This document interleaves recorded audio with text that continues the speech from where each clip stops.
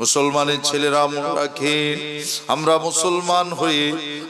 মুসলমান হয়ে একটা বিশ্বাস করি, নবী বলে একজন আছেন, অনেক নবী আছেন, রাসূলুল্লাহ আছেন না নাই? আছেন তো, নবী রাসূল বিশ্বাস করি। ওদের একটা খাতা আছে, ওনাদের একটা খাতা আছে। ওই খাতাতে আল্লাহ পাক নবী রাসূলের নামের লিস্ট করে রেখেছেন। আমরা স্কুলে ভর্তি হই, এখন তো বোঝানো ইজি ব্যাপার, সহজ ব্যাপার। দেখবেন হাজিরা খাতায় নামের লিস্ট থেকে, এটা 5 ক্লাসের, এটা 6 ক্লাসের, এটা 7 ক্লাসের, এটা 8 ক্লাসের। কেউ কোন স্টুডেন্ট 8 থেকে 6 এ আসবে না। আসবে কি 6 এ থেকে তাকে 8 এ ডাইরেক্ট দেবে কি না, কখনোই না। যে লিস্টে যেভাবে আছে তার বয়স অনুযায়ী সেই লিস্টে সম্মান পাবে। কথা ঠিক কিনা? তো আল্লাহর দরবারে 4টি খাতা, নবীদের একটি খাতা আছে, সিদ্দিকিন। এই সিদ্দিক কারা? সিদ্দিকটা কারা? এই গ্রামে অনেক সিদ্দিক আছে, এই গ্রামে অনেক সিদ্দিক আছে যাদের ভোটার কার্ডে লেখা আছে অমুক সিদ্দিক, আছে না? অথবা শুধু সিদ্দিক আলী মোল্লা, কি সিদ্দিক আলী মন্ডল, কি সিদ্দিক আলী ঘরামি, যে যা টাইটেল আছে সে দিয়ে তার নামটা দিয়েছে সিদ্দিক। ও সিদ্দিক না, দুনিয়াতে তার সাময়িক কালে। হ্যাঁ, যদি ওই সিদ্দিক প্রকৃত সিদ্দিক হয় তবে কিনা তার নাম সিদ্দিকের খাতায় উঠে যাবে। কথা বুঝে আসে না? যদি সে প্রকৃত সিদ্দিক হয়, সিদ্দিক মানে এক কথায় সে সত্যবাদী, সে হবে সত্যবাদী, সে হবে সত্যবাদী, ন্যায়পরায়ণ, কখনোই কারো কাছে মাথা ঝোঁকায় না আল্লাহ ছাড়া। আল্লাহ ছাড়া সদা সর্বদা সত্য কথা বলে, সত্য পথে চলে, যেটা সত্য সেটাকে আঁকড়ে ধরে তার বাস্তব জীবনে আমালে পরিণত করে। এর নাম সিদ্দিক, এর নাম সিদ্দিক। এখন এই সিদ্দিকের খাতাতেও আমাদের নাম নাই। যদি আমাদের প্রকৃত খাতা যা আছে, আপনি সেই বাল্য জীবন থেকে যতটুকুন আপনার স্মরণে মনে হয় যে ছেলেবেলায় স্কুল গেছি, সেখান থেকে যতটুকুন মনে হচ্ছে এই পর্যন্ত, ওই মনে রাখা জায়গাগুলো সব স্পেস যত চিপ লোড হয়েছে আপনার মেমোরিতে, ওই মেমোরি চোখটা বন্ধ করে 5টা মিনিট চুপ করে আপনি দেখেন আপনার জীবনে কতটা সিদ্দিকের খাতা থেকে সরে গেছে। সিদ্দিক হওয়া তো দূরের কথা, কতটা দূরে সরে গেছে। কেন? আপনি একটা সময় হুক টাঙিয়ে কারেন্ট চুরি করেছেন, এখনো তা সরকারের সে রাজস্ব আদায় দেওয়া হয়নি।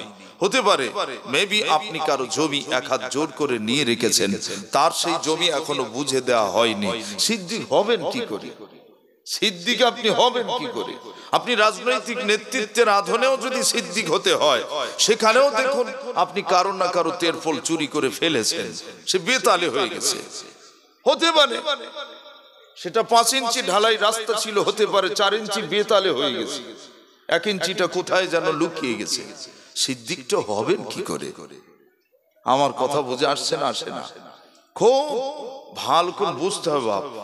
হুজুর বুঝিয়েছেন এক, আমি বোঝানোর চেষ্টা করছি আর এক।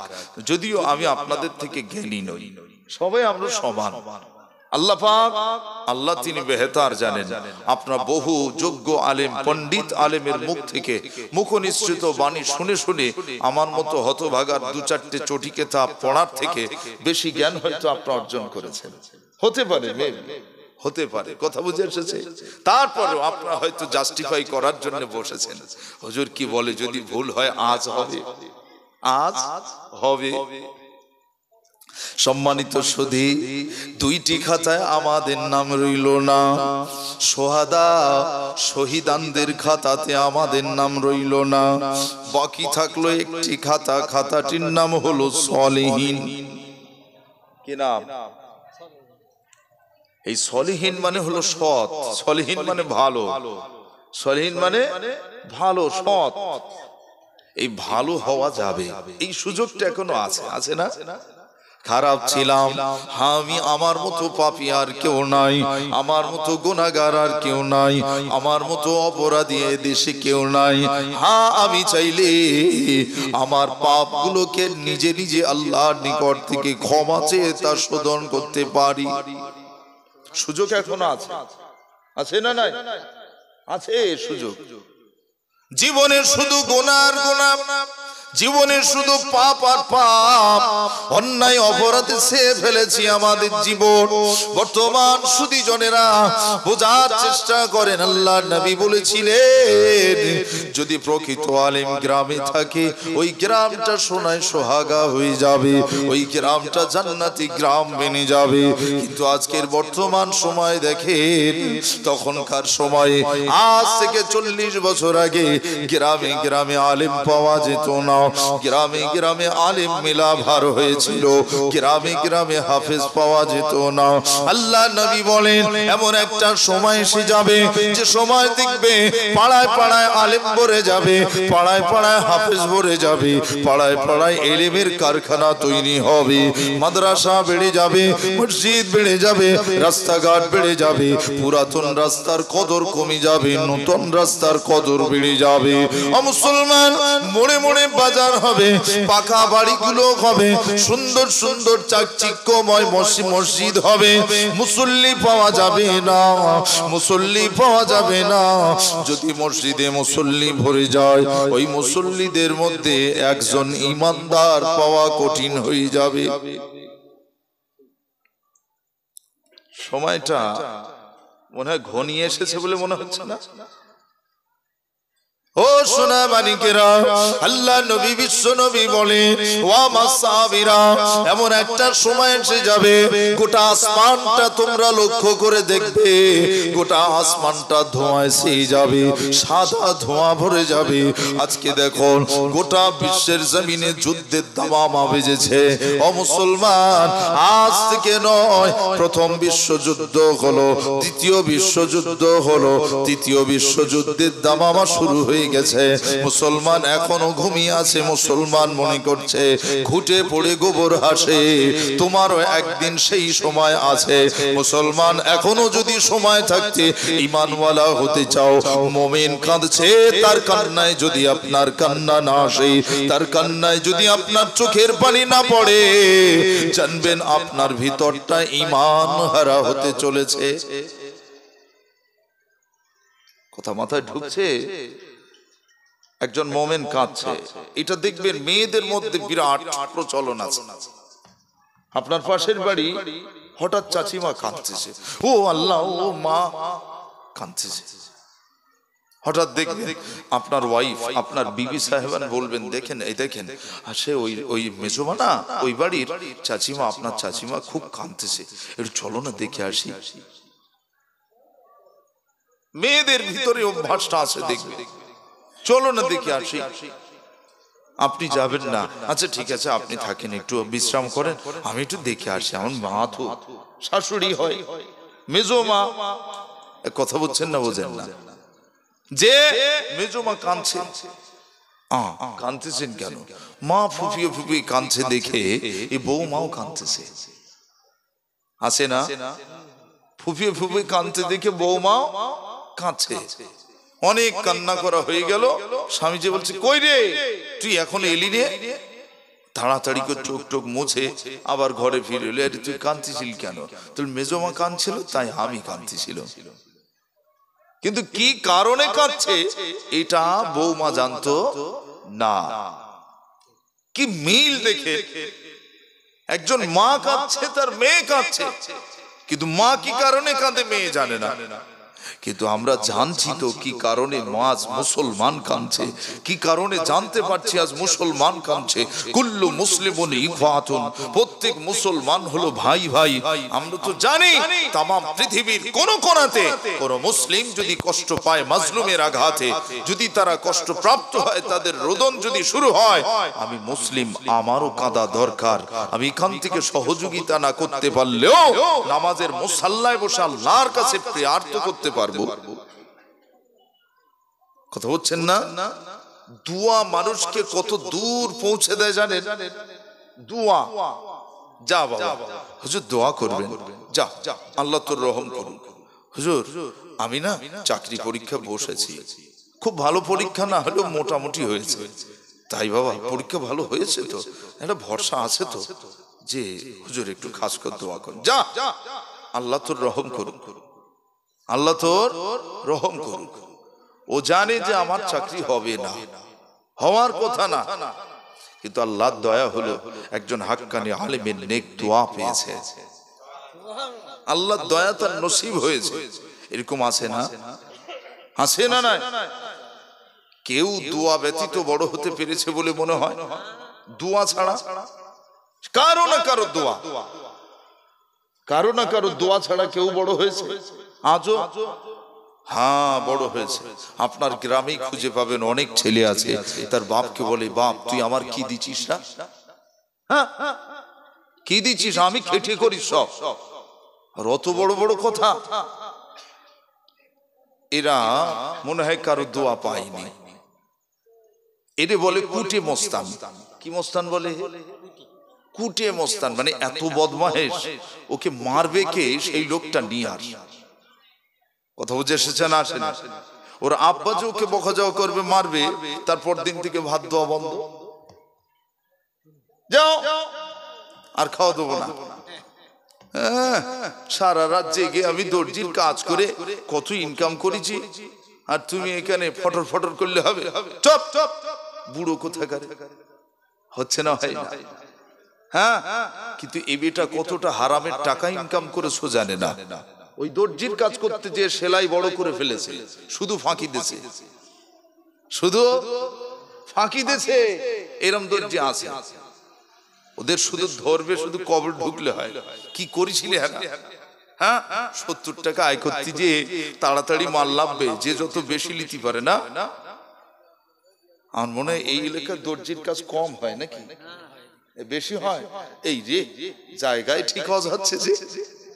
হ্যাঁ, সোনাবানি কামার আল্লাহ নবী, বিশ্ব নবী, নূরের নবী, সোনার নবী ওয়াজ করেন, ও আমার সাহাবীরা, এমন একটা সময় এসে যাবে যে সময় এলেম উঠে যাবে। দুনিয়ার জমিনে আলেম থাকবে ভরি ভরি আলেম, কিন্তু এলেম খুঁজে পাওয়া যাবে না। এলেম খুঁজে পাওয়া যাবে না, আলেম ভরে যাবে বিরাট।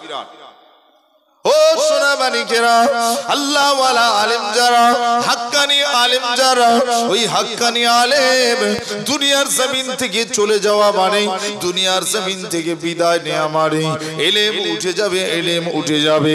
কিন্তু হাক্কানি আলেম না হয়ে যদি এমনি সাধারণ আলেম হয়, ওদের মধ্যে এলেম জিন্দা রাখা বড় কঠিন হয়ে যাবে। বর্তমান সময় যত আলেম হয়েছে, বেশিরভাগ আলেম দেখবেন নামাজ ছেড়ে দূরে সরে আছে, রোজা ছেড়ে দূরে সরে আছে, আল্লাহর ভয় থেকে দূরে সরে আছে। এমন কিছু আলেম দুনিয়াতে আছে না? নাই? রোজা রাখে না, আল্লাহর ভয় দিলে থাকতে হবে তো, আল্লাহর ভয় অন্তরে থাকতে হবে তো। দেখবেন কেউ কেউ বলে যে এইসব ছেলে শুকরা আলেমের থেকে একটা সাধারণ লোক অনেক ভালো, ওদের কাজকর্ম কি? আলিম হওয়ার নীতি আদর্শটা কি? একজন যোগ্য আলেম হলো, সে হবে পথ প্রদর্শক। তাকে দেখে তার পাড়ার মানুষ শিখবে, তার ব্যবহার, তার আখলাক, তার চরিত্র, তার কথোপকথন, তার সার্বিক দিকটা হবে সুন্দর, একটা ফুটন্ত গোলাপের মতো। যে দেখবে সে একবার চাইবে একটু না খেলে খুশবু সুখী, তাই না? এই হবে তো একজন আলেম। যে আলেম গ্রামে আসবে, দুই ধার দিয়ে মা বোন থেকে সবাই যেন দেখবে যে একটা আলেম আসতেছে। আরে আমাদের গ্রামে আলেম হয়েছে, এইরকম আলেম, আলেম তো অনেক আছে, আছে না?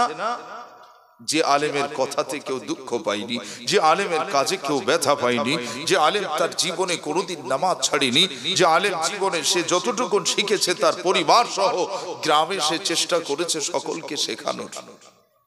এসো, আমি শিখে এসেছি, চাচিমা শিখে এসেছি, চাচা যান শিখে এসেছি, ভাই যান শিখে এসেছি। আমি তোমরা তো আমাকে পড়িয়েছো, আমি চাইলে তো দর্জির কাজ করতে পারতাম, তোমরা আমাকে মানুষ করেছো কি জন্য? আমার কথাটাই যদি তোমরা না শোনো, তাহলে আমার এত কষ্ট করে পড়ানোর দরকার কি ছিল? কথা বলছেন না? তার মুখের কথা শুনে মানুষ বলবে তাই তো, এই কোচি কি বলতে শুনতো?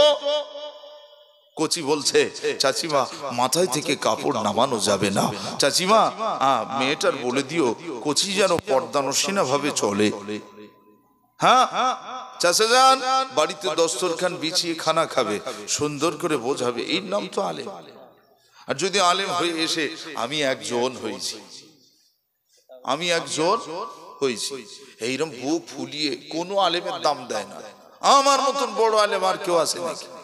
ও বেটা মরেছে, ওকে আল্লাহ হেদায়েত করুক। ওই ধরনের যারা, তাদেরকে আল্লাহ হেদায়েত করুন, বলেন আল্লাহুম্মা আমিন। কথা বুঝলে? খুব কঠিন সময় চলছে বাবা। তো মেজো হুজুর পীর কেবলা আমরা সব জানি। তো মেজো হুজুর কে বলেন তো? ফুরফুরা শরীফ দাদা হুজুর পীর কেবলা রহমাতুল্লাহ আলাইহির মেজো সাহেবজাদা মুফতি আজম ছিলেন। মুফতিদের থেকে বড়, মুফতির মুফতি। আল্লাহু আকবার। ফতোয়া যেন, মাসলা যেন কিতাবের পৃষ্ঠা পর্যন্ত মুখস্থ ছিল। গেলে জিজ্ঞেস করলে বাবা সেই কিয়াসুল মুস্তাহিদিনে আছে, এত পৃষ্ঠায় আছে, বাবা এটা অমুক কিতাবের এত পৃষ্ঠায়, সেই উপরের দিক কোনায় আছে, যেন মুখস্থ একদম। সুবহানাল্লাহ। মিজলা হুজুর পীর কেবলা বলতেন, বাবা তোমরা কাউকে যেন ছোট করবে না, আলেম হয়েছো তোমরা, সকলকে আলেমের নজরে তাকাবে, আলেমের নজরে তাকাবে। বাবা কেউ 1 টাকার আলেম, কেউ 8 আনার আলেম, কেউ 4 আনার আলেম, কেউ 1 পয়সার আলেম, কেউ 5 পয়সার আলেম, বাবা সব আলেম। বাবা মুসল্লি আমার, এই গ্রামের মানুষ, দেবকবাসীরা, এই গ্রামে যতজন আছেন সবাই আলেম।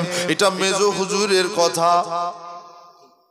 ও সোনা মানিকেরা, মাগরিবের পর থেকে পর্যন্ত যতটা ওয়াজ, যতটা নসিহত শুনেছেন, যতটা উপদেশ, যতটা হক কথা, নীতি কথা শুনেছেন, বলুন তো দেখি ওই কথাগুলো যদি আমাল করা যায়, আপনি কি আলেম হতে পারলেন না?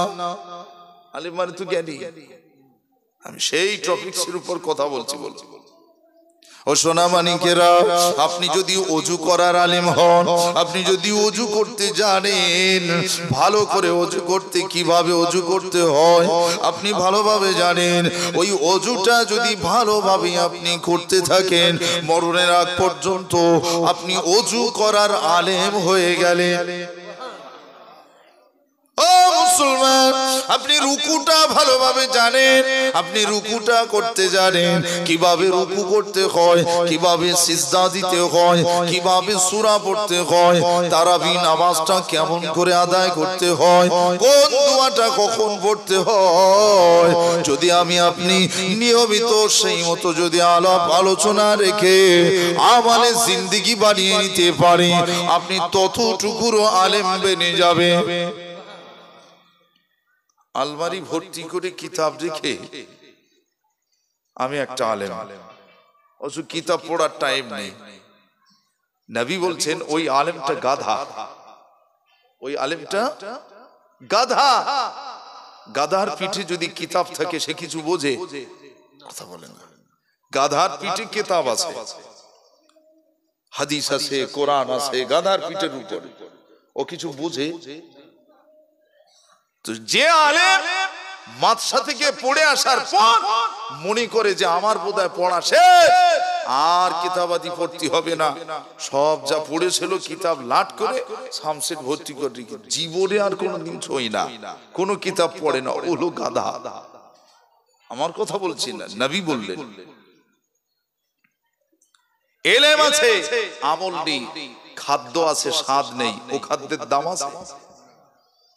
এলেম আছে, আমল নেই। আপনার সব জ্ঞানী মানুষ, আমি আপনাদের অজ্ঞানী বলবো না, একবারও। আপনার সবাই জ্ঞানী মানুষ, কোনো না কোনো দিক দিয়ে জ্ঞানী, যা আমরা পারবো না। যে রাজমিস্ত্রি সে জানে এই ব্যাঁকা জমিতে ঘরটা কি করে সোজা করা যাবে, ও বিশাল জ্ঞানী ওই বিষয়। আমি ওখানে দাঁড়ালে 10 বার ভাবতে হবে, আর ও একবার দাঁড়াবে, দেরি বল ফিতে ধর, হ্যাঁ ওখানটা একটু কলম মার, এখান মার, ওখান মার, হয়ে গেছে। কথা ঠিক না ভুল বলছি?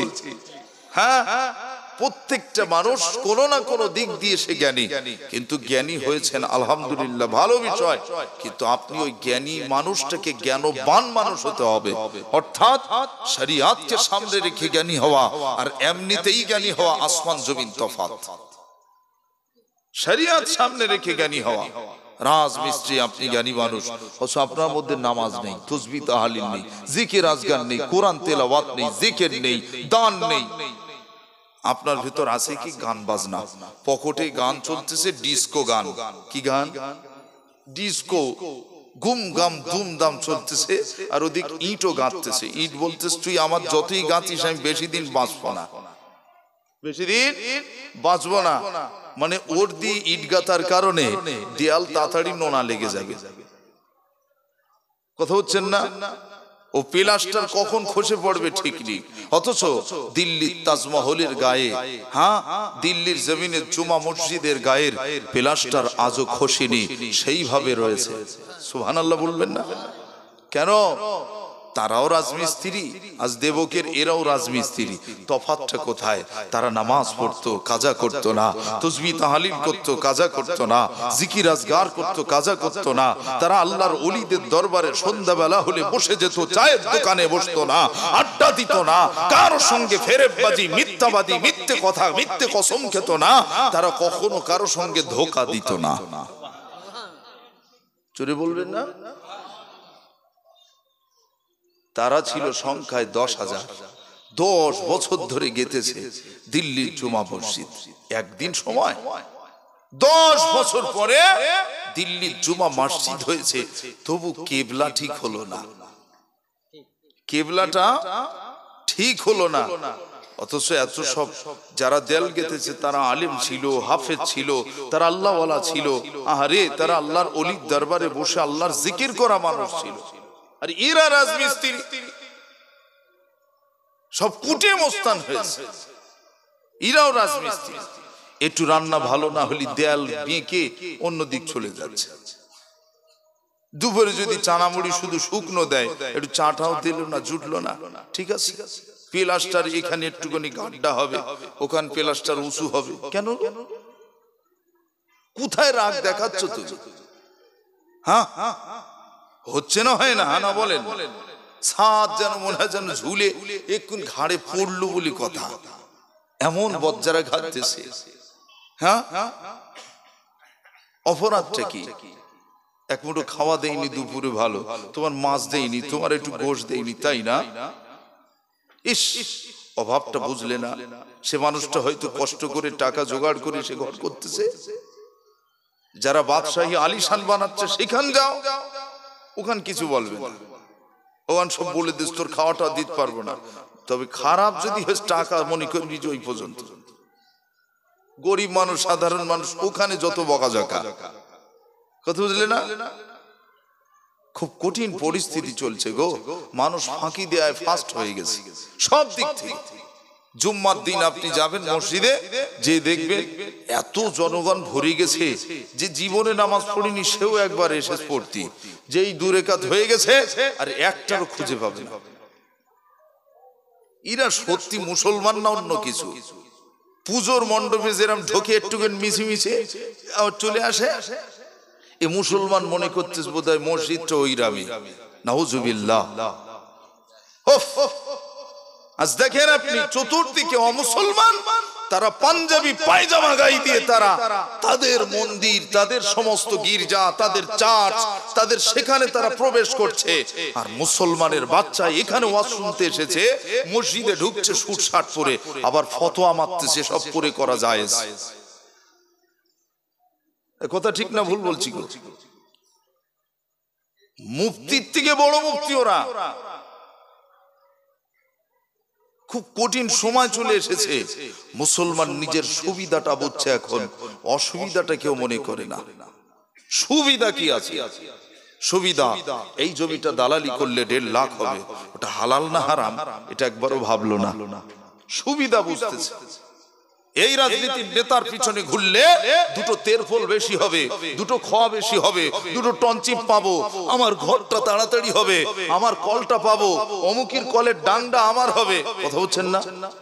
সুবিধাভোগী হচ্ছে মানুষ। সুবিধা নিতে যে নিজের অসুবিধে নিজেই ডাকতেছে। আবু জেহেল নিজের গর্ত খুঁড়েছিল। গর্ত খুঁড়েছিল কার জন্য? নবী পাকের জন্য। কথা বলছেন না? আমার কথাতে আপনাদের রাগ হচ্ছে, কষ্ট হচ্ছে, বুঝতেও আপনার অসুবিধা হচ্ছে না তো? আবু জেহেল গর্ত খুঁড়েছে, তো সব গর্ত খোঁড় চলছে। কোথাটায় খুঁড়বো বলে দেন, চল দেখিয়ে দিচ্ছি। পা গুনে গুনে গর্ত ঠিক জায়গাটা দেখিয়ে দিল গোল করে, বলে এখানটা খোঁড়, এই সোজা যায়। মোহাম্মদ প্রতিদিন এই রাস্তা দিয়ে যায়, আমি জানি, আমি খুব ফলো করছি। ওর বাড়ি তো আমার সামনেই। আবু জেহেল বলছে সাল্লাল্লাহু আলাইহি সাল্লাম, আমার নবী, তিনি সকাল হয়েছে রওনা হলেন, যাচ্ছেন সেই গর্তের উপর দিয়ে হেঁটে যাচ্ছেন, পড়লো না। আবু জেহেল বলছে বেটা তো পড়লো না। আমি বললাম যে গর্তের উপরটা এমন ভাবে দিবি যাতে যেই পা পড়বে সেই যেন ঢুকে যায়। হ্যাঁ, এরা শক্ত করে দিলে, এ তো আমার কথা এরা শুনলো না। যে শক্ত না নরম পরীক্ষা করতেছে কে? আবু জেহেল। শক্ত না নরম সেটা পরীক্ষা হচ্ছে। একা একা ওই পা গুনে গুনে যেই ওই গাড্ডায় বাঁ পাটা ঠিক কানায় চলে গেছে, আর ডান পা যেই দেশে সোজা গর্তের ভিতর পড়ে ছটফট করতেছে, উঠতে পারে না।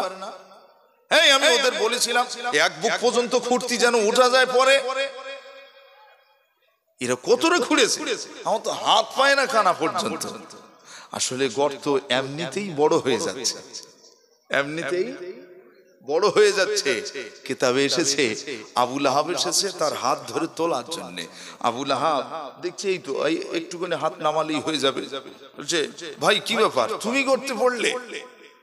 তাহলে আর বলিস নে। সে আবুল কাসেম গর্তে পড়লো না, এই চেক করতে এসে আমি ধরা খেয়ে গেছি। হ্যাঁ, টেস্ট করতে এসে আমি নিজেই ধরা খেয়ে গেছি। হাতটা তোল। আবু লাহাব যেই হাতটা ধরতে যায়, ওফ, আরে চুনে হাতটা নামা না। লিফটের মতো মাটি পাতালে আস্তে আস্তে ওই রকম ভাবে নেমে যাচ্ছে, মানানসই ভাবে, একেবারে না, মানানসই ভাবে। একটুখানি হাত নামা, একটুখানি, একটুখানি। তুই আমার সাথে পাহামো করতেছিস? আচ্ছা ঠিক আছে, আমি দড়ি আনতেছি। বাজারে যত দড়ি ছিল সব এনেছে, জোগাড় করে বেঁধেছে।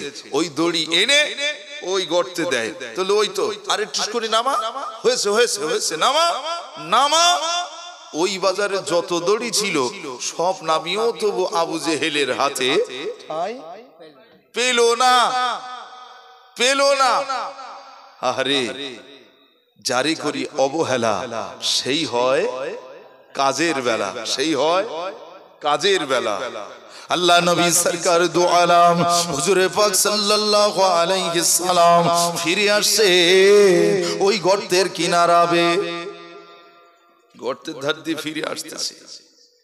আল্লাহ নবী সাল্লাল্লাহু আলাইহি সাল্লাম লক্ষ্য করেন চতুর্ধারে আবু লাহাব দাঁড়িয়ে আছে, উতবা সাইবা দাঁড়িয়ে আছে, তার লোক লস্কর তারা সবাই দাঁড়িয়ে আছে।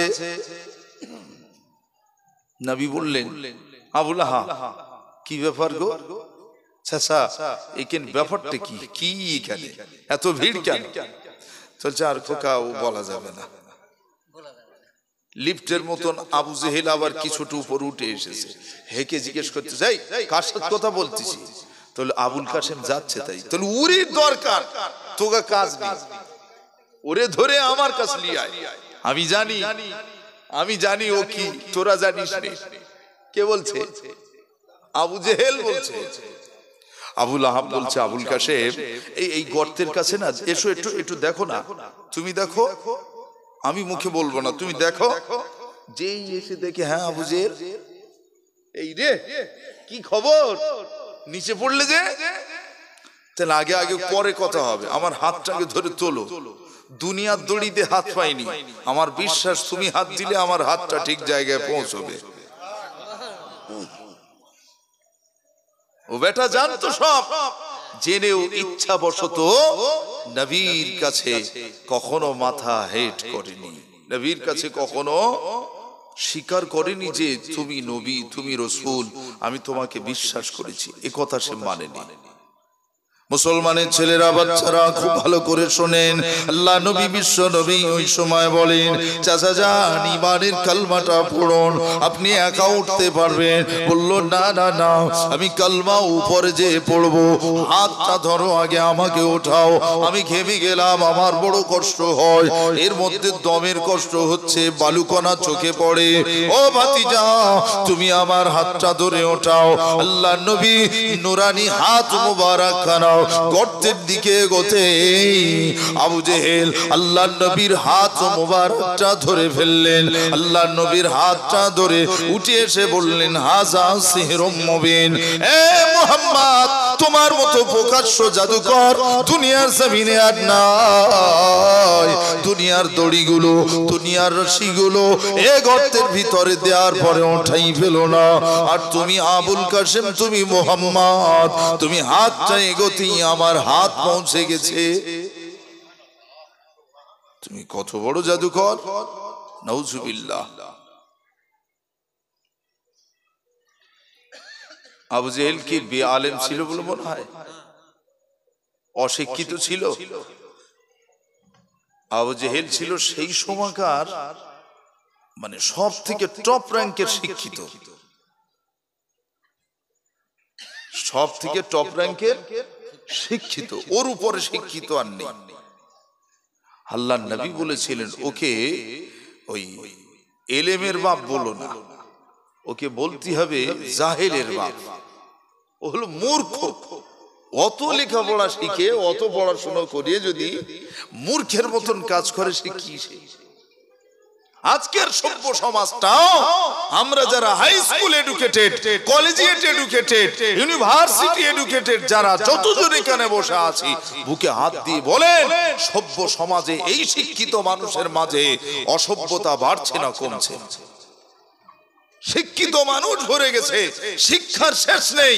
সব হায়ার এডুকেটেড প্রত্যেক ফ্যামিলিতে এখন প্রত্যেকেই প্রচেষ্টা করছে বিএড করতে হবে, ডিএলএড করতে হবে, এমফিল করতে হবে, পিএইচডি করতে হবে। হচ্ছে না? হয় না? হ্যাঁ, শিক্ষার মান বেড়েছে, শিক্ষা চলছে, কিন্তু প্রকৃত পক্ষে বলুন, ওই শিক্ষিত মানুষের মাঝে অশিক্ষিত কাজ বেড়েছে না কমেছে? তাহলে সেই শিক্ষার কোনো দাম আছে?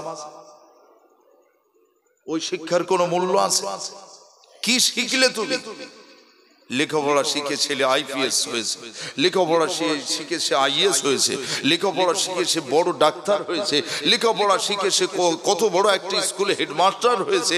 তাহলে আব্বা মার গর্ব তো, তার নিজের মা বাপের গর্ব তো, যে আমার সোনা চাকরি পেয়েছে। আর যদি সেই সোনা বলে, এই বুড়ো চুপ কর, তাহলে ওর মধ্যে পড়াশোনা আছে আর লেখাপড়া আছে বলে মনে হয়? যে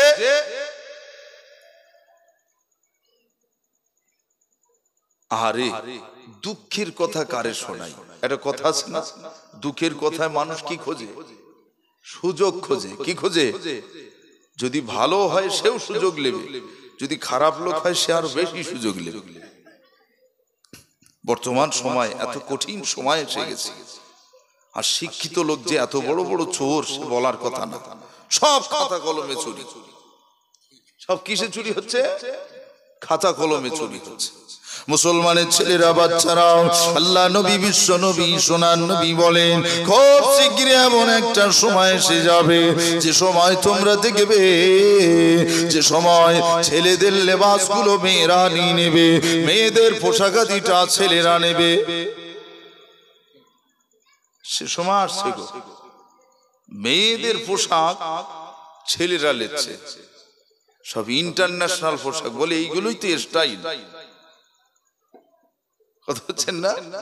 আর মেয়েরা ছেলেদের মতো সাজ নিয়ে স্যুট শার্ট পরে ইন করে একদম মনে হয় যেন এখন কোথায় কোন দেশ থেকে এসেছে বোঝা যাবে না।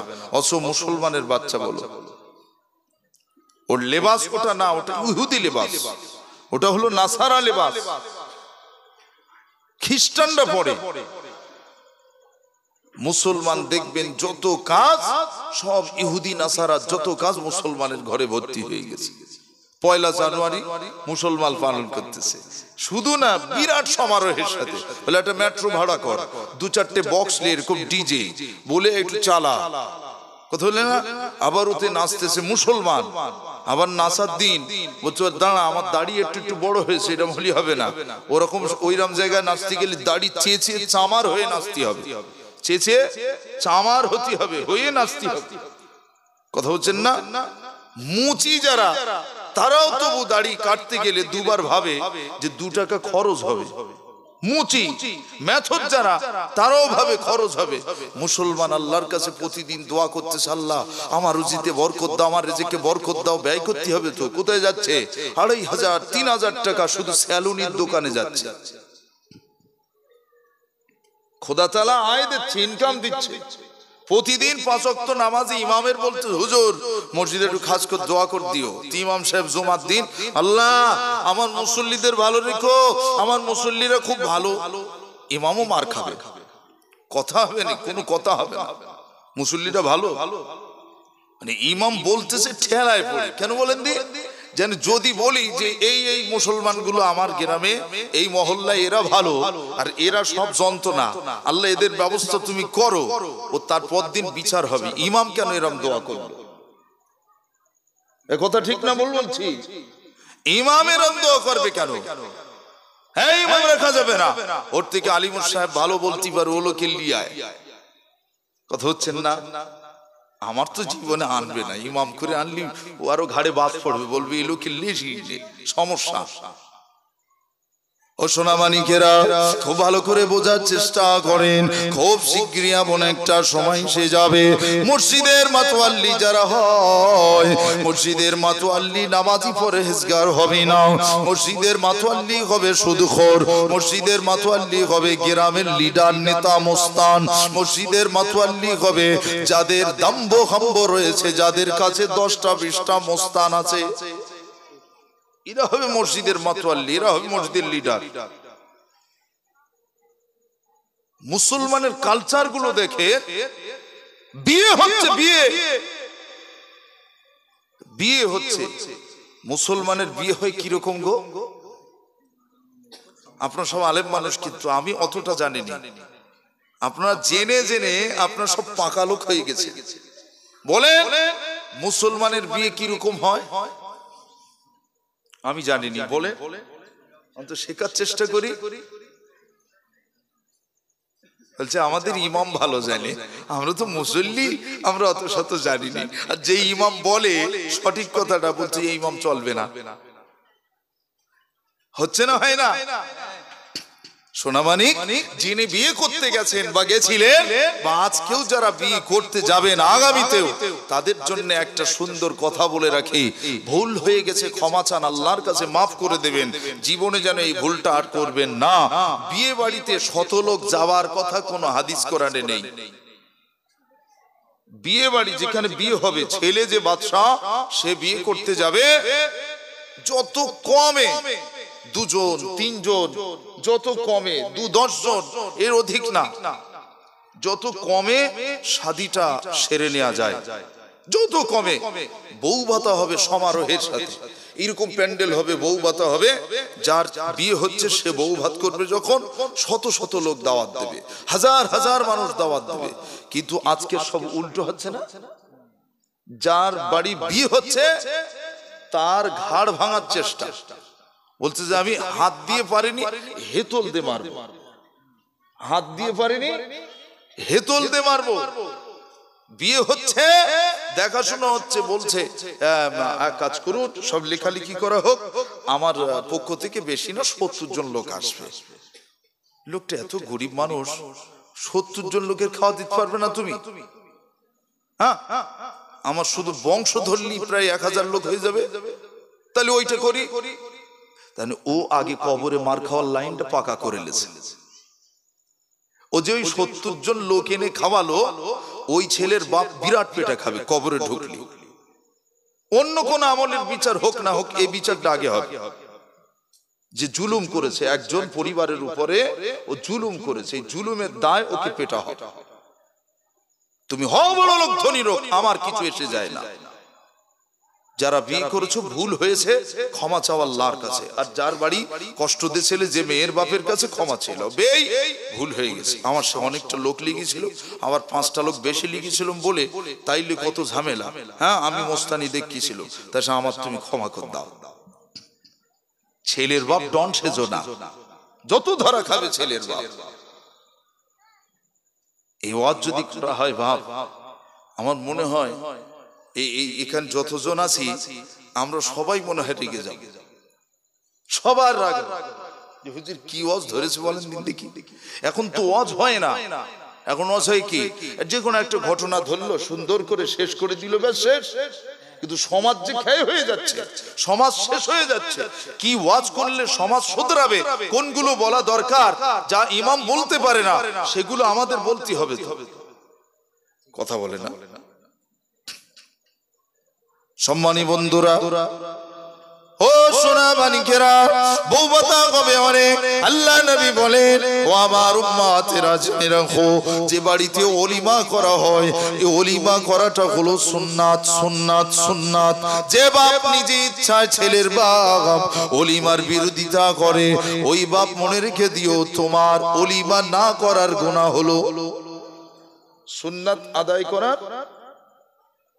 একটা নেকিও আছে, তুমি করলে না গুনাহ হলো। এ গেছে খেতি 70 জন, আর বেটা ফিরে আসার সময় বলে আসতেছে, এই দেখো এক গাড়ি যাবে। ক গাড়ি? এক গাড়ি। এখন তো গাড়িতে একটা নিয়ম কানুন হয়েছে, ট্রাফিক আইন মেনে চলুন, বলে না? এখন যদি 9 জন আর বেশি গাড়িতে সিট যা আছে, সিট সংখ্যা ব্যতীত বেশি যদি যায়, পুলিশ ধরলে কেস হবে না? হবে না? হোক সেটা আনন্দের, কিন্তু সেটা আনন্দের নিরসন ঘটিয়ে দেবে ওখানে। পুলিশ ধরে বলবে তোদের বেবাড়ি যেতে দাঁড়া সব। এ কথা ঠিক না বলবো? ছেলের বাপ বলে দিচ্ছে, এখানে লেখালেখি হচ্ছে কাগজে, এক গাড়ি লোক আসবে মেয়ের বাড়ির থেকে, ছেলের বাড়ির থেকে 10 গাড়ি লোক আসবে। মানে যত পাকাপাকি লেখা হবে ওইরকম পাকাপাকি মাছ চলবে। মানে যেরম হালকা মুখে মুখি বলা হবে ওইরকম হালকা করে মার হবে, মানে যেভাবে যাবে ও। কথা বুঝে আসছে না? আসেনি? আজকের বর্তমান সময় যে আপনার যত সম্মানী মুফতি সাহেব যারা আছেন, তাদেরকে জিজ্ঞেস করবেন যে হুজুর যে বলে গেল এই কথাটা সত্যি না মিথ্যে, হ্যাঁ যাচাই করতে হবে না? হবে না? সোনামানিক আমার, আজকে মুসলমানের লোভ লালসা বাড়তে বাড়তে এমন পর্যায়ে পৌঁছেছে, মুসলমানের বাচ্চা সে বিয়ে করছে, বিয়ে বাড়িতে আগের দিন নাচ গান হয়, হচ্ছে না? হয় না? ইমাম সাহেব যদি ফতোয়া দেয়, যদি বলে যে আমি বই পড়াবো না, বই গেল। কত কাজী সাহেব আছে, কত মাও সাহেব আছে, তুমি পড়ালে না? পড়ালে না? তুমি পড়ালে হয়তো 700 কি 1000 টাকা দিত, সে আসলে হয়তো 2500 দিতে হবে। এই তো বিয়ে হবে না আবার।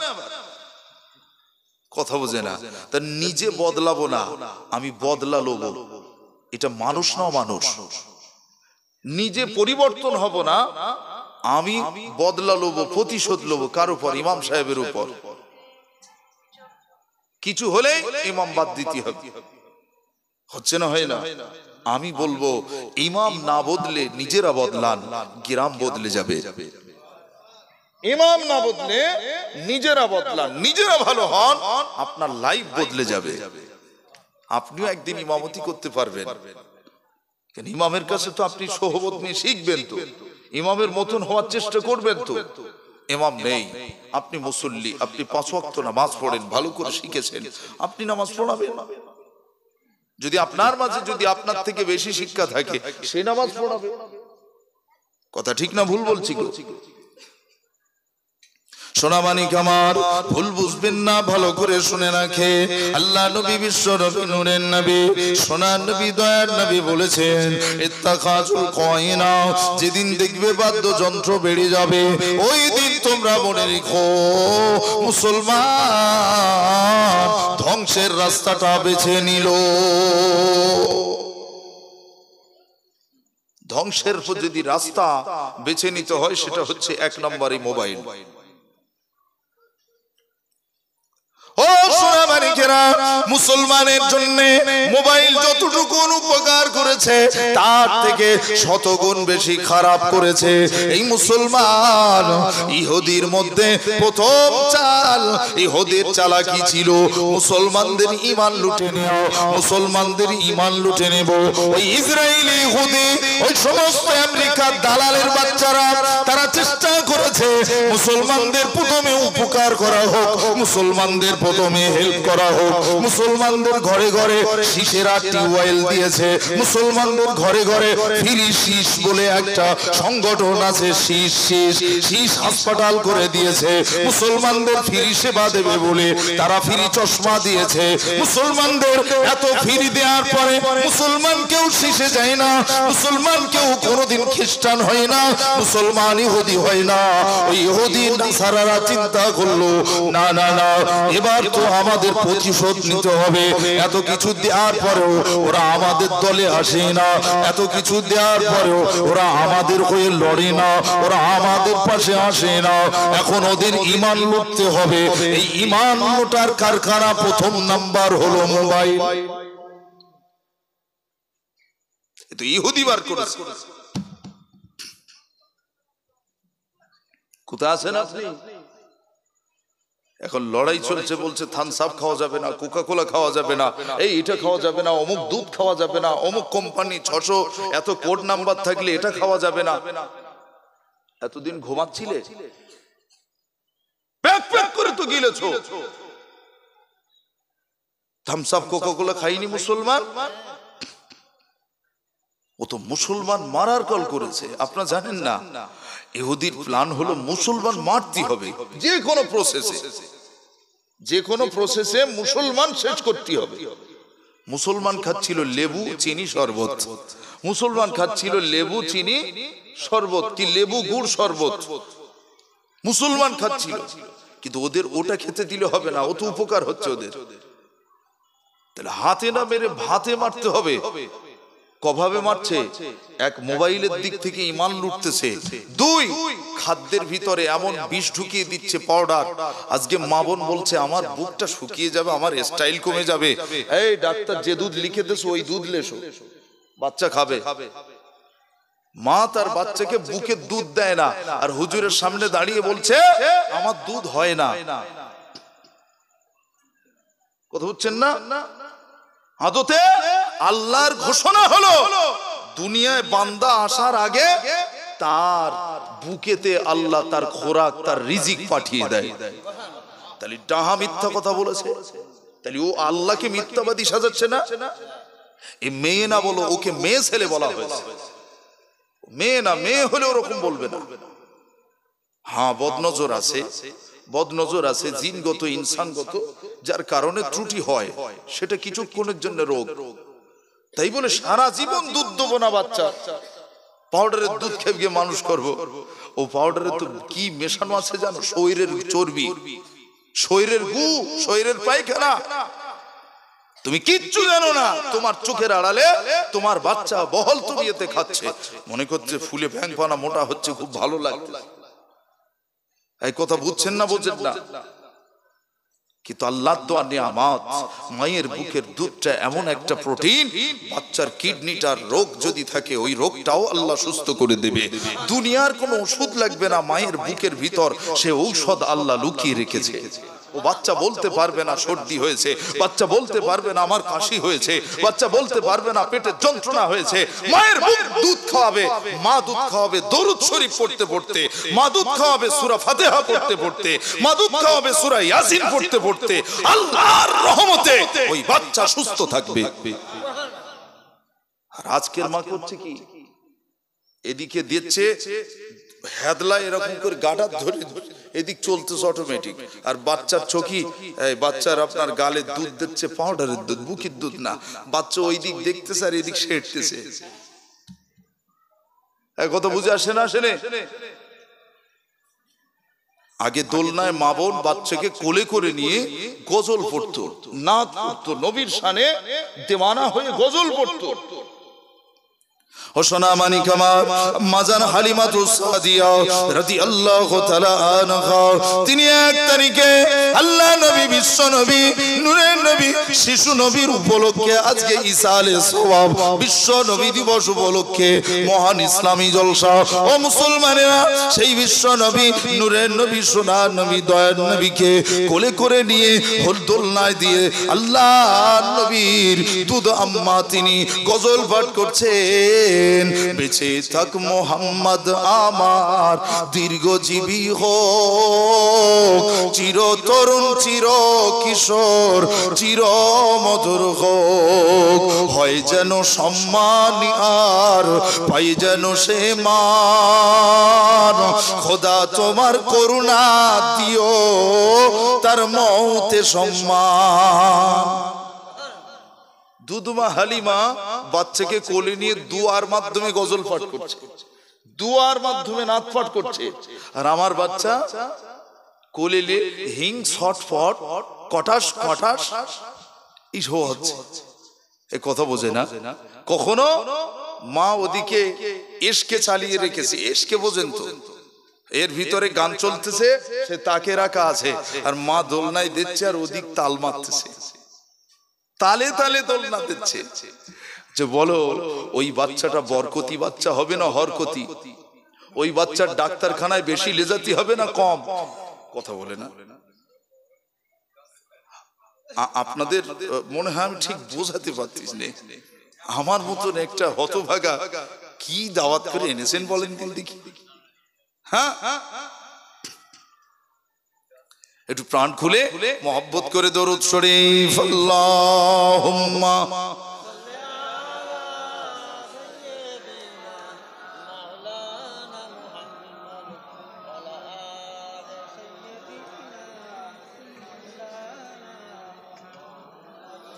আল্লাহুম্মা সাল্লি আলা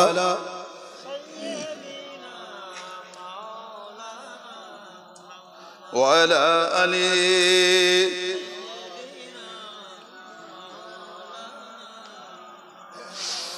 আমি নবীজি পাগল, আমি মদিনা পাগল, আমি নবীজি পাগল, আমি মদিনা পাগল। মদিনার ধুলা বালি চোখের কাজল, আমার মদিনার ধুলা বালি চোখের কাজল।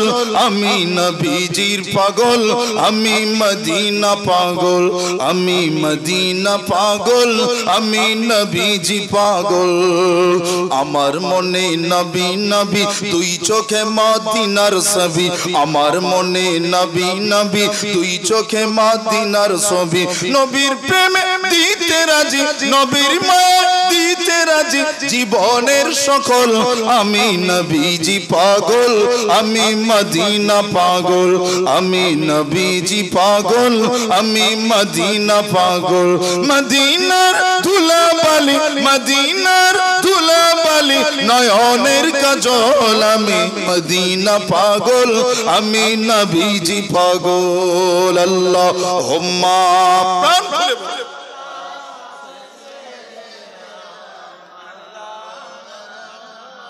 ওয়ালা আলি।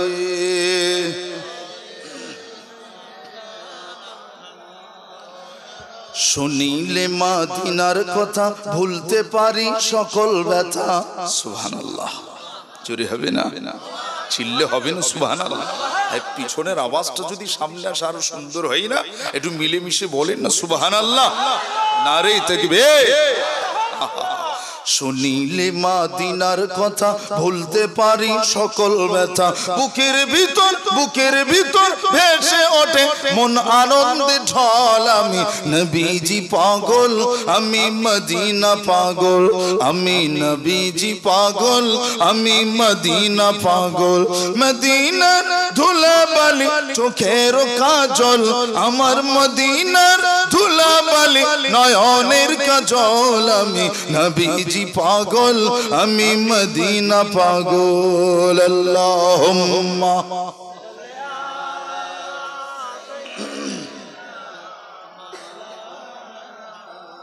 ওয়ালা আলি। এই জাঙ্গিয়া পড়িছিস ও ব্যাপার না? তোর গলায় হার কেন? তুই হিজড়ে হ্যাঁ? তোর আব্বা বেঁচে আছে? আর আছে? তোর আব্বা ডন? তোর কি না তুই নিজে ডন? কোনটা? ছিঁড়ে ফেলা, ছিঁড়ে ফেল করছিস কি?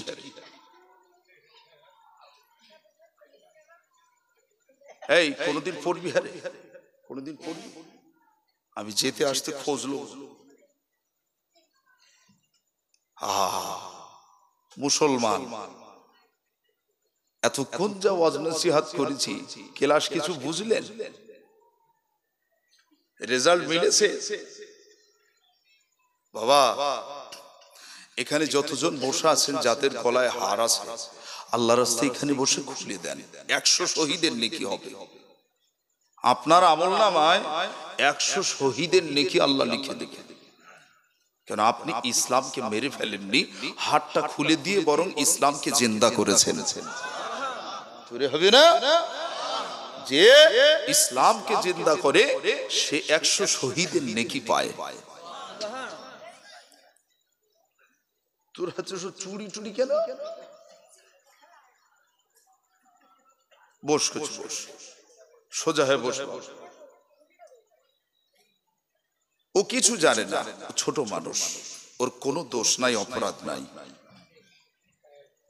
যত দোষ ওর মা আর বাপের।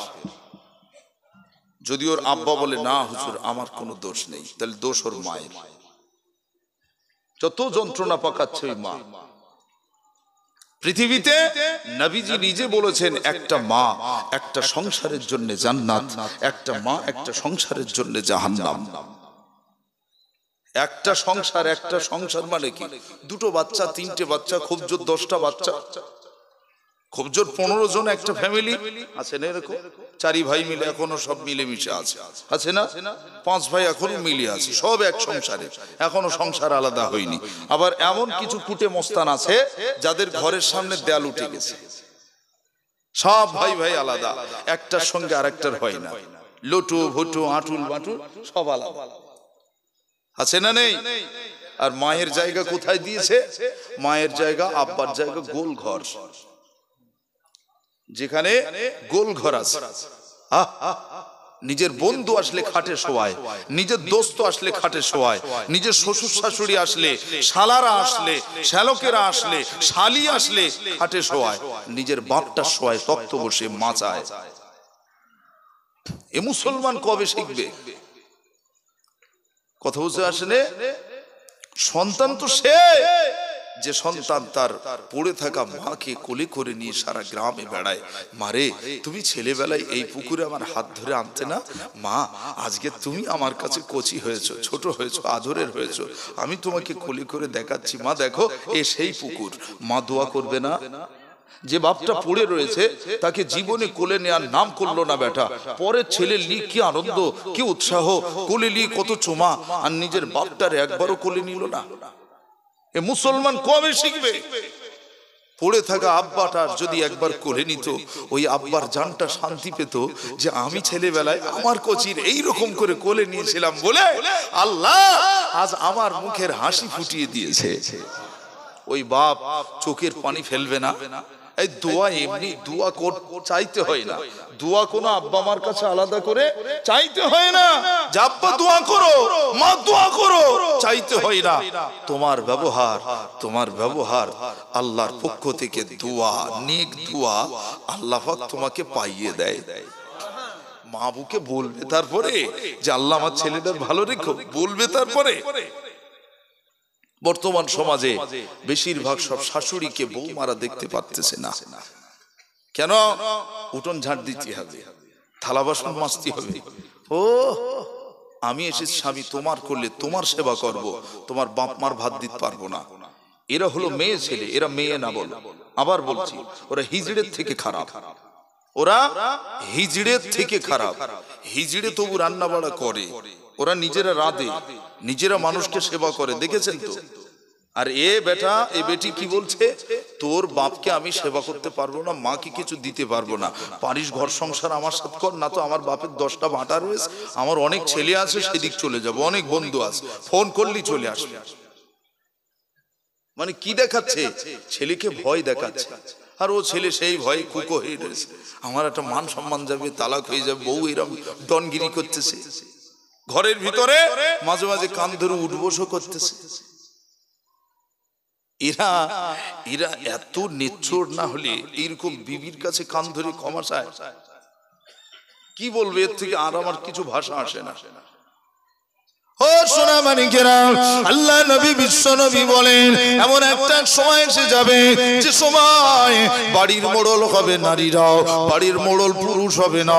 ও মুসলমানেরাও, সেই সময় দেখবে ইউসবিহু মুমিনান ওয়া ইউমসি কাফিরুন, সকালবেলা যদি ইমানদার হয় সন্ধ্যাবেলা তারা কাফের হয়ে যাবে, সন্ধ্যাবেলা যদি ইমানদার হয় সকালবেলা কাফের হয়ে যাবে।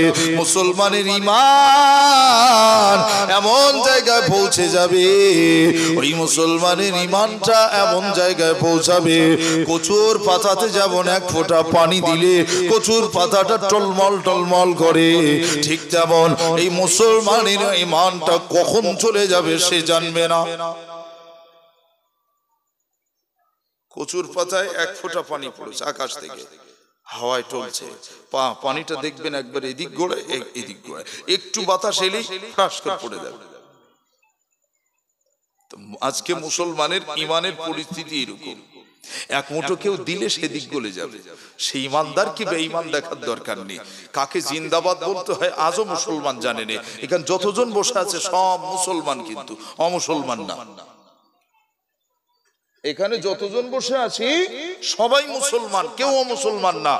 কাকে জিন্দাবাদ কথাটা বলতে হয়?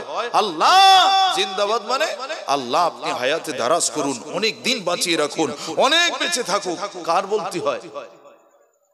অথচ পতাকা এক শ্রেণীর মানুষ আছে, পতাকা গাড়ি করলে অমুক জিন্দাবাদ, হারামখোর অমুক জিন্দাবাদ, সে মদ খায় অমুক জিন্দাবাদ, পাম্পে তেল দেয় ফ্রি অমুক জিন্দাবাদ। কারে জিন্দাবাদ বলতেছো? মুসলমান ভেবে বলতে হবে না? হচ্ছে না, হয় না, হয় না বলে। আমরা তো মুসলমান, জিন্দাবাদ কিসে বলতে হবে? কোরআন জিন্দাবাদ, ইসলাম জিন্দাবাদ, মসজিদ জিন্দাবাদ, মাদ্রাসা জিন্দাবাদ, হাক্কানি আলেম জিন্দাবাদ, হুজুর কিবলা জিন্দাবাদ, কালেমা জিন্দাবাদ। এই জিন্দাবাদ কিসে দিচ্ছে? মুসলমান তো।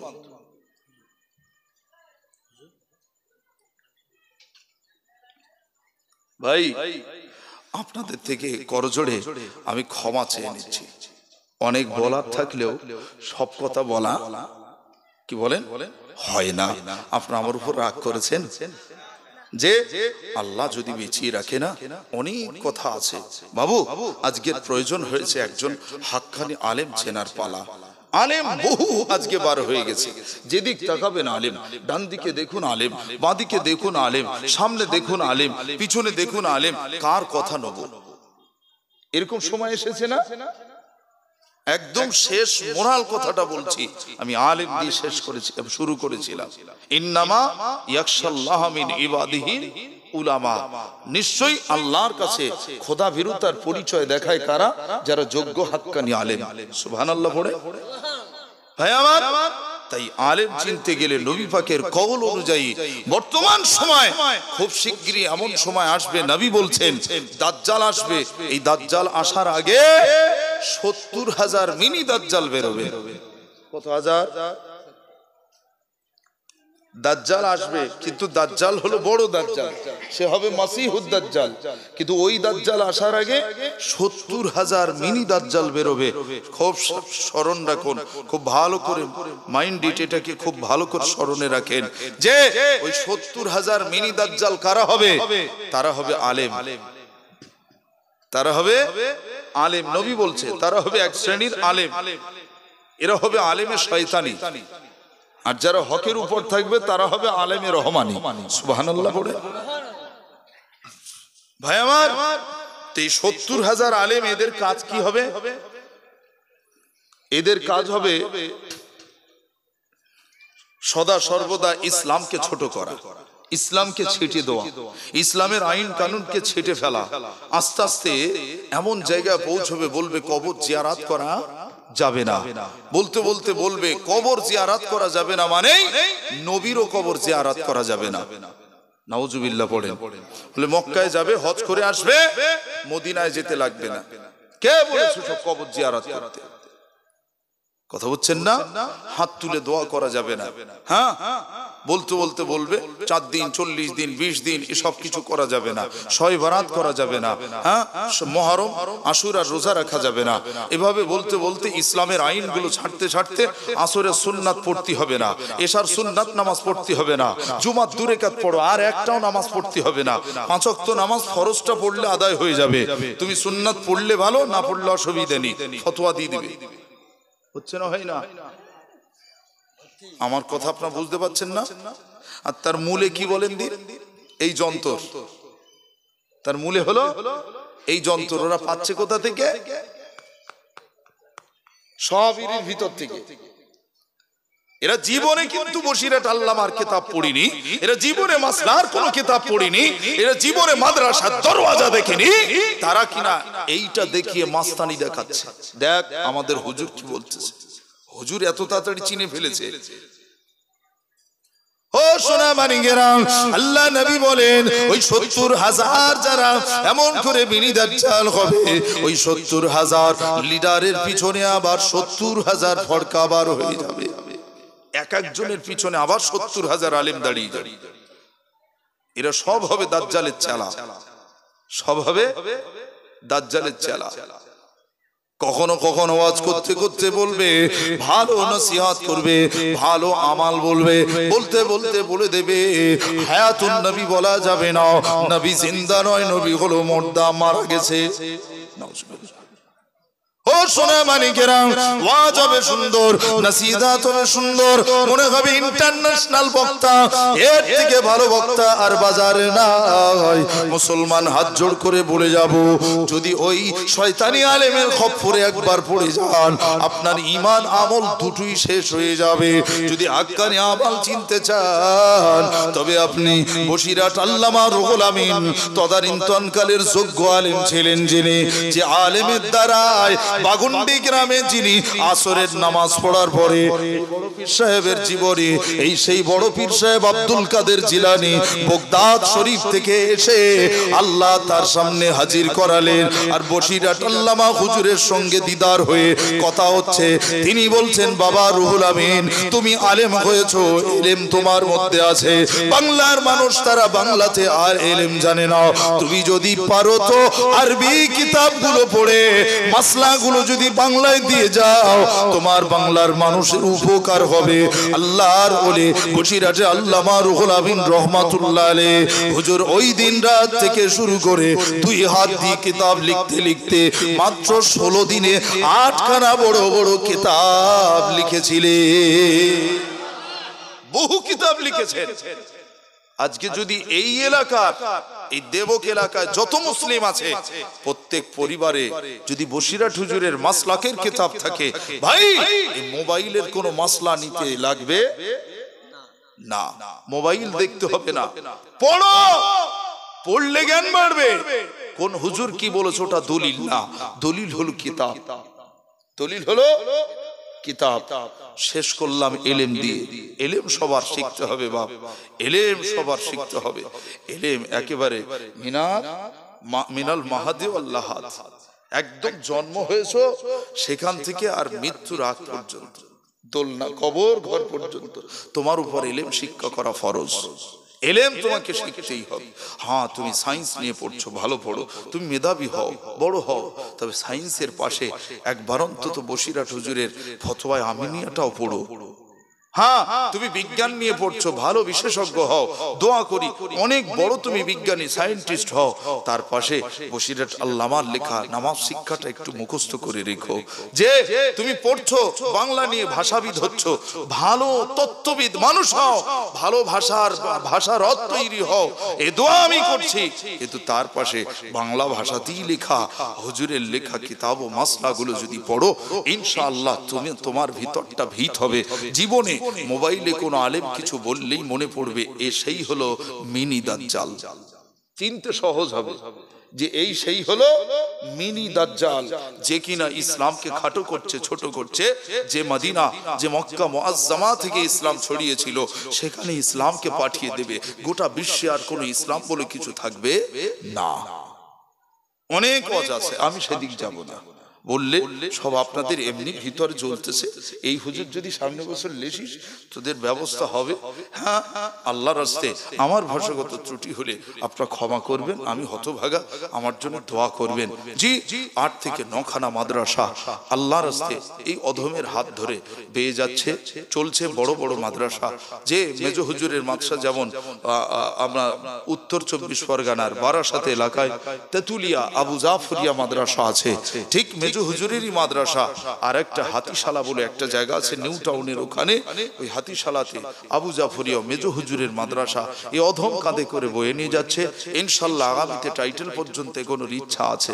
দক্ষিণে ভালো মানের উচ্চ মানের মাদ্রাসা দক্ষিণে নেই সোনা, সব যা আছে উত্তরে, সব যা আছে উত্তরে। আপনি ভালো করছে দেখেন, আপনার বসিরহাট চত্বর থেকে উত্তর 24 পরগনা দেখেন, বহু বড় বড় মাদ্রাসা আছে, কিন্তু দক্ষিণে বড় বড় মাদ্রাসা খুঁজে পাওয়া যাবে না। ভাই, সেজন্য আপনাদের কাছে অনুরোধ রেখে গেলাম যে যেটুকুন ভাবে যতটা পারেন ইসলামকে সহযোগিতা করার।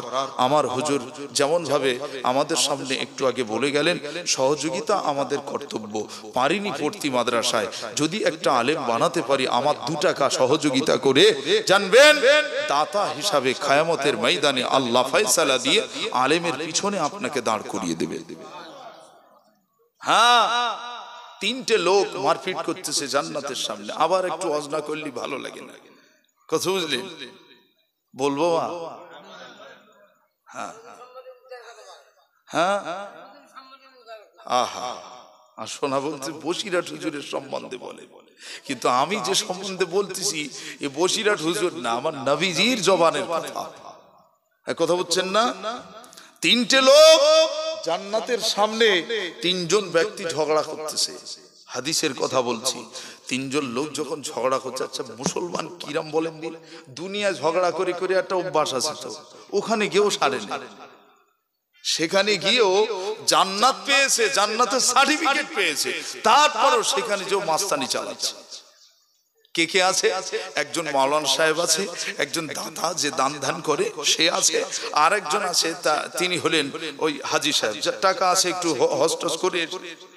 এই 3টে লোক বিশাল মারপিট করতেছে। এ বলে আমি আগে যাব জান্নাতে, ও বলছে আমি আগে যাব জান্নাতে, আরেকজন বলছে আমি যাব জান্নাতে। এখন মাওলানা সাহেব এই জানে হাদিস কোরআন পড়েছে, এই জানে যে আলেম আগে যাবে জান্নাতে, পড়া আছে। আলেম যে সামনের কাতারে দাঁড়াচ্ছে, হাজী সাহেব পিছন থেকে জামা ধরিয়ে টিনে, তুমি জান্নাত যাবে মানে পিছন, হ্যাঁ 2 পাতা পড়ে সামনে জান্নাতে যাবে, এদিকে। হ্যাঁ, আমার কত লাখ টাকা খরচ জানো? 5 লাখ টাকা শুধু লোক খাওয়াতে গেছে, 2 লাখ টাকা, আরো 7 লাখ টাকা খরচ হয়েছে। তারপর হজ করেছি, আল্লাহ কবুল করেছে আমার হজ। উনি কি একেবারে সামনে যান, মাওলানা সাহেবের ধরে পিছনে। মাওলানা সাহেব দেখতেছি তাই হোক, ঝগড়া করে লাভ নেই। আর নরম মনের মানুষ, যত হাক্কানি আলেম হয় তারা কি মনের মানুষ হয়? নরম মনের। সব জায়গায় একই, সব জায়গায় একই। আল্লাহ নিজে বলছেন ইবাদুর রহমানিল্লাযিনা ইয়ামশুনা আলাল আরদি হাওনা, যারা প্রকৃত আবেদিন হয়েছে আল্লাহর, যারা দয়ালু বান্দা যারা হয়েছে, দয়া প্রাপ্ত যারা হয়েছে, তারা পৃথিবীতে যখন চলে ইয়ামশুনা আলাল আরদি হাওনা, তারা চলে, তাদের চলাটা দেখে মানুষ খুশি হয়ে যায়। সুবহানাল্লাহ বলবেন না? নম্রতার চলা, হাওনা মানে নম্রতা, ভালোবাসার চাল চলন, তাদের দেখলে মনে হয় জানটা ভরে যায় যে একটা মাওলানা সাহেব যাচ্ছে, একটা হুজুর যাচ্ছে, কথা বুঝলে না? এরকম আছে না? না জান ভরে না? ভরে না। আবার কিছু আলেম আছে, হ্যাঁ, পান গালিলে এখান সেখান ফেলতেছে, মনে হয় জানি এর গে কি যে করি, কথা বুঝলে না? এমন এমন ব্যবহার আছে আলেমদের, কিছু আলেমদের, সব না। এসব শোধরাবে কারা বলেন তো? আমার তো অল্প বয়স হয়, যারা বুজুর্গানে দিন আছেন তারা সব চলে যাচ্ছে, আর এখন সব আলেম ডন। এ বলছে আমি মস্তান, আমি বেশি জানি, ও বলছে আমি বেশি জানি। কথা হচ্ছেন না? কি সময় এসেছে এখন জানেন? আমি অধম গুনাহগার।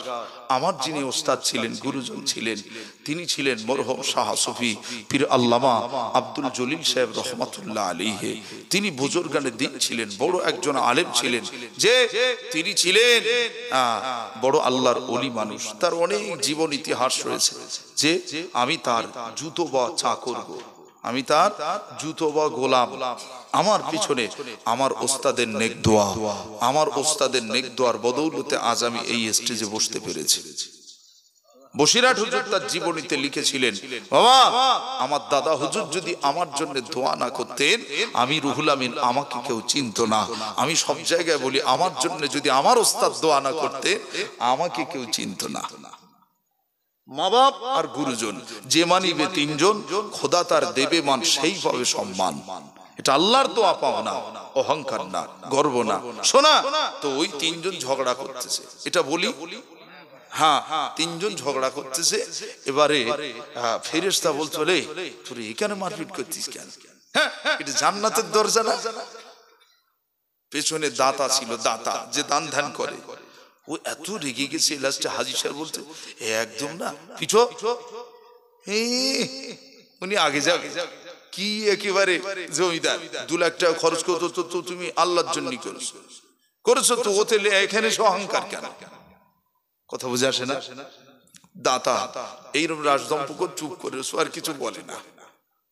ফেরেশতা আল্লাহর কাছে বলছে, আল্লাহ আমি কারে যে আগে দেবো আর কারে পিছনে দেবো আমি নিজেই বুঝতে পারছি না। আল্লাহ আপনার পক্ষ থেকে ন্যায় বিচার আসুক, এটা আশা করি।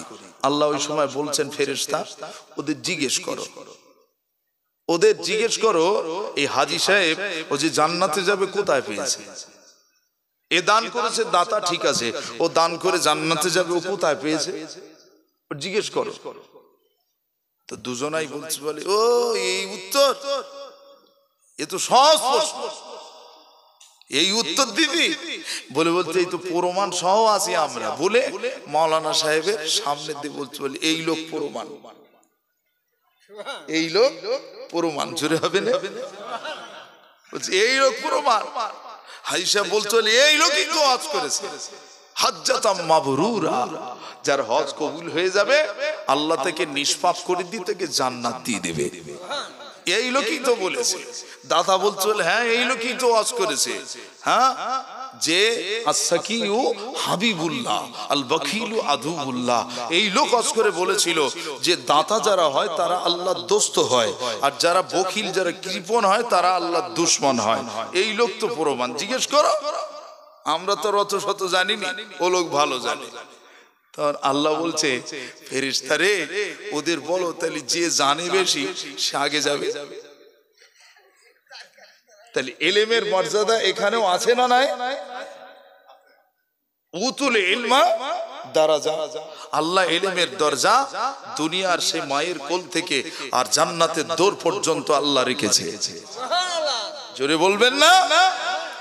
সম্মানী বন্ধুরা, রাগ করেন না, বোঝার চেষ্টা করেন যে আলেম চলে গেল, বলছো ঠিক আছে ও লোক যদি অত জানে বোঝে তো ও লোক আগে যাক। এইবার হাজী সাহেব আর দাতা দুজন বলতে, এই তুই যাওয়ার চেষ্টা করলি, খবর আছে, চুপ করে দাঁড়া। তো যেতিও বলে যাবি না, আমি আগে যাবো। ফেরেশতা ওই সময় বলছে, আচ্ছা তা তুমি হজ করেছো কার জন্য? তাহলে আল্লাহর জন্য। তুমি দান করেছো কার জন্য? তাহলে আল্লাহর জন্য। কোথায় করেছো? বলছে মসজিদে করেছি, মাদ্রাসায় করেছি, ফকির মিসকিনকে করেছি, সায়েল ভিখিরিকে করেছি। বলছে বেশ, এর মধ্যে একটা শব্দ আছে মাদ্রাসা, আছে না? তাহলে হ্যাঁ। তুমি মাদ্রাসায় দান করেছিলে? তাহলে হ্যাঁ করেছিলাম। তবে তোমার দেয়া 2 টাকার অর্থে যে আলেম আজ জান্নাতে গেছে, ওই আলেম তোমার অর্থে লেখাপড়া শিখেছে। আল্লাহ তোমাকে ওই আলেমের এলেম শিক্ষার জন্য, সহযোগিতা করার জন্য, এলেমের মর্যাদা দেয়াতে আল্লাহ তোমাকে সেকেন্ড পারসন করে জান্নাতি করে দিয়েছে।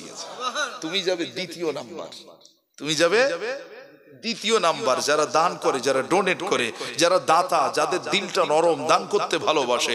এমন কিছু বিয়াক্কেল আছে রাস্তাঘাটে ফকির দেখলে মুখ ঘোরায়, এই রে ফকিরটা আমার দিক দিয়ে এসতেছে, দেখে নেবে সত্যি এসতেছে কিনা। যদি আসে আস্তে আস্তে এবার আস্তে আস্তে অন্য দিক চলে যাবে, বলবে এই শোন শোন এদিকে এদিকে, ফকির দেখবে কার কাছে যাচ্ছিল ভাবি, হ্যাঁ আমি যার কাছে যাচ্ছিলাম বাবু বলে 2 টাকা চাবো, সে লোক দেখতেছি এখন থেকে ওই দিকে ঘুরে গেছে। এরকম ব্যাখ্যা আছে না নাই? ওরা মসজিদে দেয় ছেঁড়া টাকা, ছোট 1 টাকা যা চলে না বাজারে, সেই সব টাকাগুলো মসজিদে দেওয়ার চেষ্টা করে। কেউ যখন নেবে না আটাতে জোড়া, ওইটা মসজিদের কোটোয় দিয়ে আয়। এই কথা বুঝছেন না? কৃপণের কাজ কি? কৃপণতা করা। জীবনে ভালো কাজ করবে আশা তার মনে জাগে না, আর তার ইচ্ছা হয় শুধু আমার আমার আমার আমার করতে হবে। ছোট ভার অতরা, ওর থেকে যতটা আমার আনা যায় চেষ্টা হবে। কথা বুঝছেন না? প্যারা বন্ধুরা, হাজী সাহেব শেষের বেলা জান্নাতে গেল, তাহলে 3 জনেই জান্নাতি হয়েছে, তবে ঝগড়া করে অনেক পরে জান্নাতে গেছে। তাহলে প্রথম গেছে আলেম, দ্বিতীয় নম্বরে দাতা। আজ এখানে বসেছেন, নবীর মহব্বতে আপনার দান করবেন। আমি স্বেচ্ছায় বলবো না, আপনার যে নবীকে খুব ভালোবাসেন, আপনার মুখে বলেন আমরা নবীর বিরাট ভালোবাসি না, ওই জন্য নবীর মহব্বত ইসালে সব এখানে লেখা রয়েছে কিন্তু, হ্যাঁ তাহলে আপনারা নিজেরা বলেন নবীকে ভালোবেসে কে কত উজাড় করে দিতে পারেন, কার কত দান আছে। আমি জানি না আপনারা কেমন দান দেন, বলেন আগামী বছরে এই ইসালে সওয়াবের জন্য আল্লাহর রাস্তে চাল দেবে, বিরিয়ানি। এই কি হয় বিরিয়ানি, তবে দেবক মানে উন্নত গ্রাম। আমি অনেকদিন আগে থেকে শুনেছি, আল্লাহ রহমত।